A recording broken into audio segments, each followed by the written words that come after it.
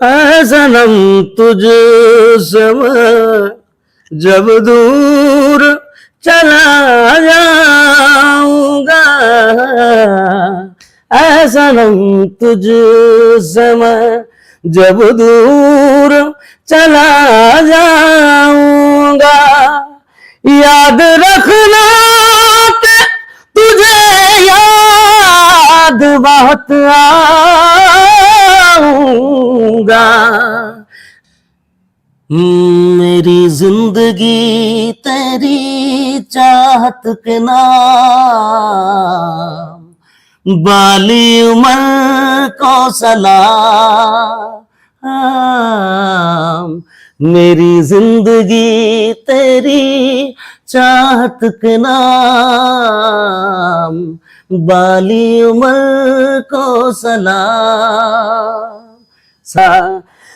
जैसे मंदिर दीपक बिन सुना, ना बस तू का डेरा, साधु रे गुरु बिन गौर अंधेरा। गुणी भजन। ये कंठ पे भजन गाने से पहले कुछ कहते हैं क्या? जो अमित जी की जो आवाज है पूरा देश एकदम झंझनाट हो जाता है। ये सब आप सभी का आशीर्वाद है, और माँ नर्मदा की, और प्रभु हमारे बागेश्वर धाम का, हनुमान जी महाराज का। नमस्कार साथियों, मैं हूं मनीष ठाकुर और आप देख रहे हैं। इस समय हमारी जो मौजूदगी है वो इंदौर के समीप 90 किलोमीटर आगे महेश्वर में स्थित हैं हम, जहां वही महेश्वर जो नर्मदा तट के किनारे अमित ध्रुवे जी का एक छोटी सी झोपड़ी में रहना सहना रहता है। और वहीं आज अगर मैं बात करूं कि कहते हैं ना कि एक रात के 2:30 बजे की कॉल किसी जिंदगी को एकदम किस तरह से बदल देती है, यानी अगर बोलें कि रंक से राजा किस तरह बना देती है। नर्मदा तट के किनारे अपनी भजन गायिका गाने वाले अमित ध्रुवे जी जैसे ही रात के 2:30 बजे अपने घर पहुंचते हैं, यानी झोपड़ी में पहुंचते हैं, तभी एक कॉल आती है बागेश्वर धाम से, और वो कॉल रहती है बागेश्वर धाम के पीठाधीश्वर पंडित धीरेन्द्र शास्त्री जी की। दोस्तों, वो इनकी जिंदगी का वो बड़ा जीवन बदलाव था कि जिस तरह से रंक से राजा की ओर इनको हनुमान जी लेकर के जा रहे हों। इनको खुद नहीं पता था कि मेरी जिंदगी आज की रात क्या बदलाव लाने वाली है। लेकिन आज हमारे साथ अमित ध्रुवे वही मौजूद हैं कि जिनके पास खाने तक के भी लाले नहीं थे, और बल्कि अगर मैं बात करूं रहने में, आपने इनकी क्लिप भी देखी होगी, जब बरसात के मौसम में पानी भी टपकता है और सोने के लिए भी जगह नहीं है। ये वही अमित ध्रुवे हैं जो बागेश्वर धाम जाने के लिए इनके पास 500 रुपए भी नहीं थे। लेकिन कहते हैं ना कि किस्मत जब बदलनी हो तो बालाजी और नर्मदा मैया इनका हाथ पकड़ के धाम तक ले आती हैं। लेकिन आखिर में इस सफर का शुरुआत कहां से, कैसे और कब हुई, वही हम जानेंगे अमित ध्रुवे भैया जी के साथ। लेकिन उससे पहले अगर मैं कहूं इनके लिए एक लाइन कि कोई दीवाना कहता है, कोई मस्ताना कहता है, कि इस बेचैनी को सिर्फ बागेश्वर धाम कहता है, कि आज अमित ध्रुवे भैया हमारे साथ मौजूद हैं, कि पूरा देश इनको आज अपना समझता है। अमित ध्रुवे भैया जी, अपना हिंद न्यूज चैनल में आपका बहुत बहुत स्वागत है जी। सबसे पहले आप सभी से मेरा जय श्री राम, जय जय श्री बागेश्वर धाम, बालाजी सरकार की जय हो, नर्मदे हर। आप जैसे कि जो भी बात कहे हैं ये हकीकत है, और आज माई नर्मदा के कृपा से, आज बागेश्वर धाम की कृपा से, सन्यासी बाबा की कृपा से आज मुझे जो कुछ भी महसूस हो रहा है, तो ऐसा लग रहा है कि जैसे कि मैं कहीं और ही दुनिया में हूँ। क्योंकि मेरी दुनिया ऐसा है कि जैसे कि भजन का बहुत ही अच्छा लाइन है। मैं गुरुजी को भी सुना के आया हूँ इसी लाइन को। अमित भैया जी, उस भजन की लाइन सुनने से पहले दर्शक और हम ये जानना चाहेंगे कि वो कॉल आपकी जिंदगी की बदलाव कॉल थी रात के 2:30 बजे। क्या आपने उस वक्त सोचा था, क्या नर्मदा मैया से आपने आशीर्वाद ऐसा मांगा था कि जैसे कि आपका कहना था, मैंने कई इंटरव्यू में देखा है कि बड़े बड़े लोग इवेंट्स करते हैं, बड़े बड़े लोग इतने बड़े बड़े भजन गायक करते हैं, क्या बागेश्वर धाम पर हम भी कभी गा पाएंगे? जी, नहीं ऐसा कोई मैं तो सोच भी नहीं सकता था इतना बड़ा मंच मुझे नसीब होगा और कभी कल्पना भी नहीं थी मेरी। मैं तो कहीं छोटा-मोटा हारमोनियम मैकेनिक हूँ और गाँव-गाँव जाके हारमोनियम सुधारने का काम था मेरा। और जहाँ तक की है तो मैं 14-15 साल से महेश्वर नगर से जुड़ा हुआ हूँ। हर साल की तरह कुछ समय पहले, कुछ सालों पहले साल में 1 आध बार आता था मैं यहाँ महेश्वर, और यहाँ डेरा लगा के रह के और साइकिलों से जा कर के, साइकिल से गाँव-गाँव खेड़ों में जा कर के हारमोनियम सुधारने, रिपेयर करने का काम था मेरा। और जैसे ही फिर साधु संगत मिला मुझे, नर्मदा तट पर रहता हूँ जैसे कि तो यहाँ कुछ मन लगा मेरा, क्योंकि यहाँ भजन भाव भी होते हैं, अच्छे बड़े-बड़े कलाकार भी आते हैं, उन्हें सुनने को भी मिलता है और कुछ अच्छा बातें, अच्छी ज्ञान अच्छी वेद पुराणों की बात भी चलती है, तो मुझे ये महेश्वर से अच्छा लगाव रहा। सो कुछ समय पहले 5-7 साल पहले कुछ यहाँ के कुछ दोस्त लोग हैं मेरे जो संगीत प्रेमी हैं उन लोगों का संपर्क में हुआ और फिर वो लोग जो है तो मुझे कहने लग गए, आप गांव-गांव डेरा लगाना छोड़ दीजिए अमित भाई, और माई का कृपा है ऐसा कि आप यहीं बस जाइए। सो मेरे पास कोई जगह ज़मीन तो था नहीं सर, और ना तो घर मकान था, तंबू लगा के रहता था मैं। तंबू आपने देखा होगा, झोपड़ी। झोपड़ी टाइप जी, की जी, है, जो हाँ। कि ऊपर वो से जो उस पर छत भी नहीं है। नहीं, नहीं, वो तंबू अलग होता है जो अ, हाँ, पिन्नी वाला जो पन्नी ट्रम। पन्नी वाला होता है वो लगा के रहता था। उस समय जो है तो फिर दोस्तों का ऐसा बना कृपा कि माई नर्मदा की कृपा से कि मुझे सरकारी ज़मीन में रुका दिया गया, यहाँ आप रह सकते हैं।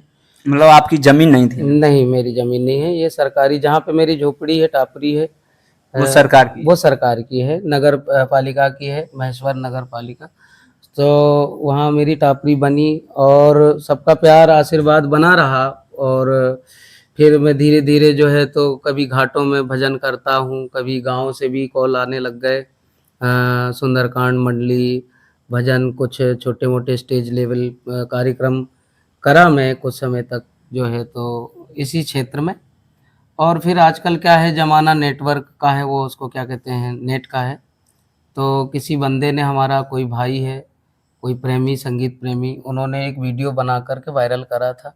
जो आपके साथ ही थे। जी, जी, जी, जी। तो वो वीडियो जो है तो वो हुई वायरल। वायरल हुआ, और उसके बाद जो है तो काफ़ी प्रोग्राम भी आने लग गए थे छोटे-मोटे यहीं मध्य प्रदेश के ही अंदर।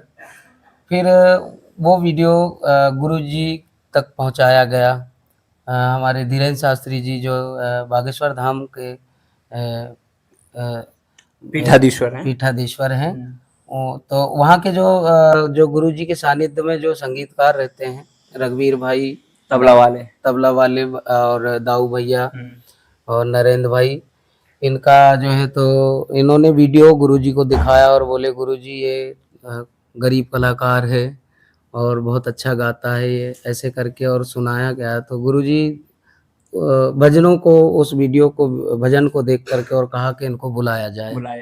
क्या आपने कभी सोचा था जी। कि बागेश्वर धाम मुझे जाना है, या बागेश्वर धाम पर कन्या विवाह उत्सव होते हैं जी। या काफी इवेंट्स होते हैं, तो आपने कभी ये सोचा था कि ये जो लोग इवेंट्स करते हैं ऐसे मैं भी करूं उस मंच पर? सर ऐसा उतना बड़ा ख्वाब तो नहीं था, पर मेरी ये इच्छा थी कि कुछ संगीत से मेरा लगाव था शुरू से, क्योंकि मैं कार्य भी हारमोनियम सुधारने का था मेरा, और बहुत बचपन से मेरी एक ख्वाहिश थी कि मैं काश अच्छे बड़ा कलाकारों के साथ संगत कर पाऊँ और अच्छी जगह पर, सपना था एक।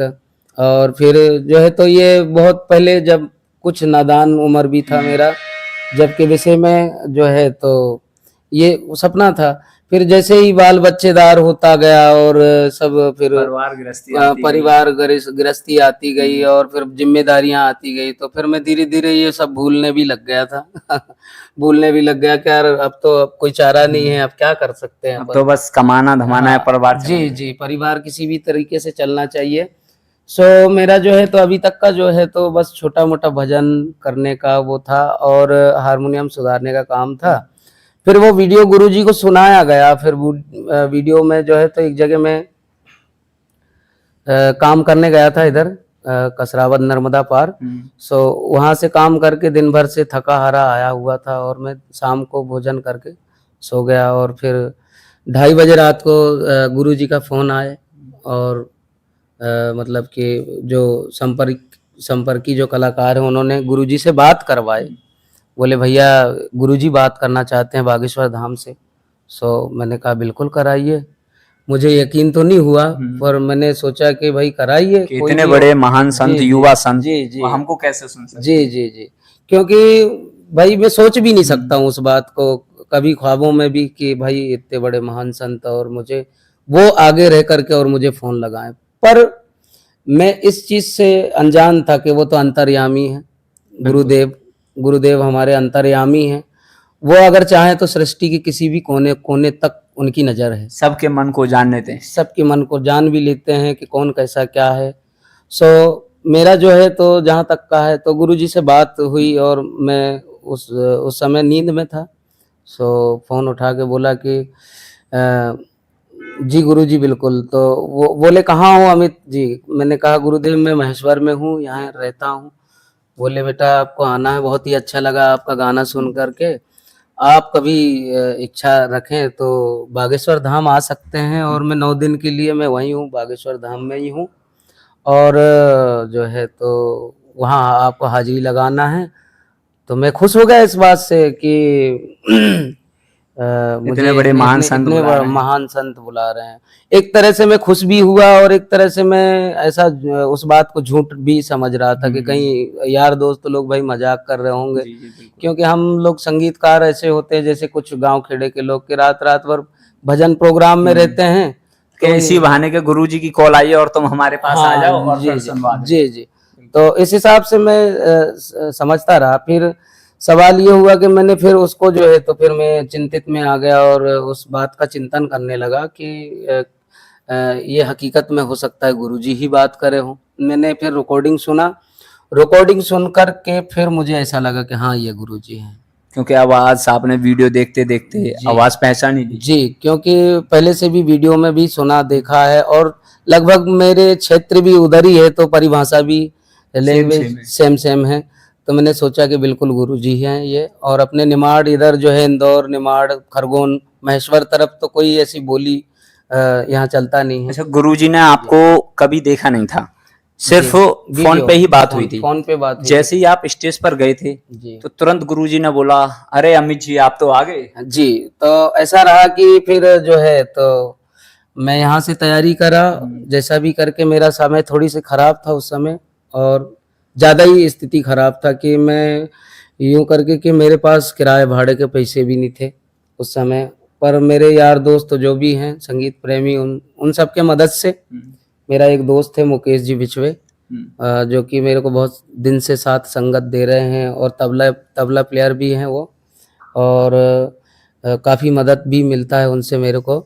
तो उनके जरिए मैं फिर, और मेरे साथी एक और संजू दादा हैं, वो ना हम तीनी फिर इस प्रकार से उधार पाव लेके फिर करके और फिर गए हम बागेश्वर धाम। हाँ, मतलब कि एक तरफ मन ये था कि धाम जाना है, जी जी, लेकिन दूसरी तरफ ये मन था कि हाथ में धन की तंगी है। जी जी, तो अब सवाल ये था कि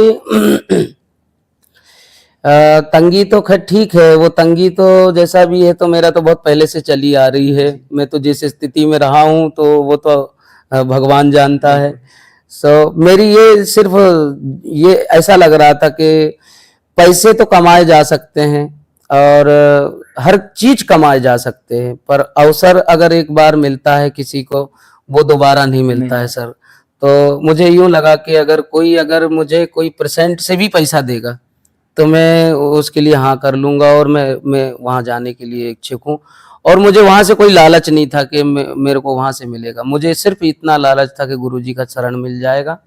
सो फिर मैं कैसा तैसा करके फिर मैं वहाँ गया हूँ, और वहाँ जाने के बाद जो है तो फिर जैसे ही फिर मैं वहाँ गुरुजी की तरफ से, उनके ही तरफ से होटल आश्रम बुकिंग हुई, और उन्होंने पहले से कह रखे थे कि वो आदमी जो आ रहा है उनको अच्छी जगह रुकाना, और तो ऐसी बहुत ही अच्छा जगह जैसे ये है ना आपका ये, हाँ।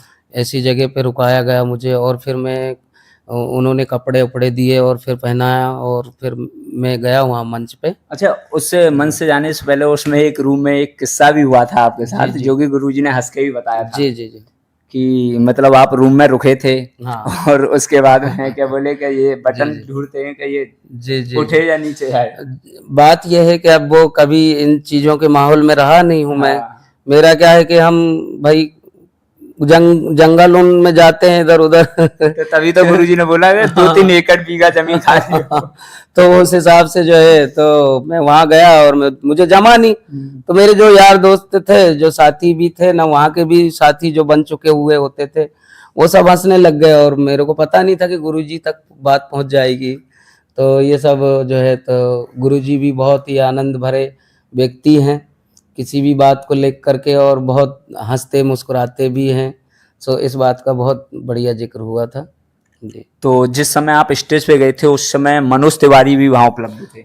सो वहाँ जो है तो हाँ जी, सुपरस्टार हमारे भोजपुरी इंडस्ट्री के, फिल्म इंडस्ट्री के सिंगर भी हैं और सांसद भी हैं और गायक भी हैं।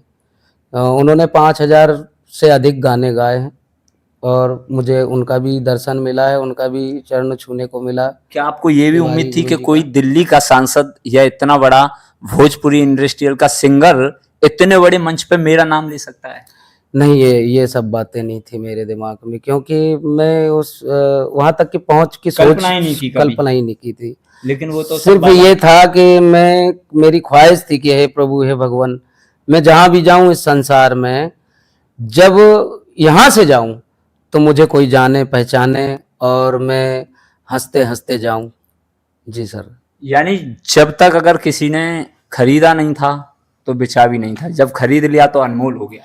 ये सब बालाजी महाराज का कृपा है, और माई नर्मदा की, और हमारे जो सन्यासी बाबा साहब हैं उनका कृपा है, धीरेन्द्र शास्त्री गुरुजी महाराज का। हालांकि मेरे यहाँ नर्मदा में भी तट के किनारे एक से एक साधु संत होते हैं, मैं उनको भी बहुत भजनें सुनाया हूँ, उनसे भी आशीर्वाद बहुत पहले से लेते आया हूँ।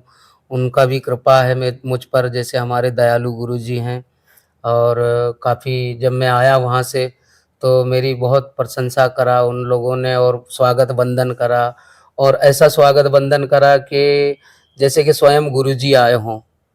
हाँ। गुरुजी ने एक बात और बोली थी कि जिस तरह से हमारी गरीबी में, एक वीडियो देख रहा था तो गुरुजी का कहना था कि हम और अमित जी बिल्कुल एक स्टे के इंसान थे, यानी जैसे गरीबी हमने झेली वैसे ही गरीबी अमित जी झेल रहे हैं। बिल्कुल, गुरुजी का कहना ये था कि जैसे कि वो तो समाज से ब्राह्मण देवता हैं, और उनकी गरीबी ऐसी थी कि मैं बल्कि ठीक हूँ।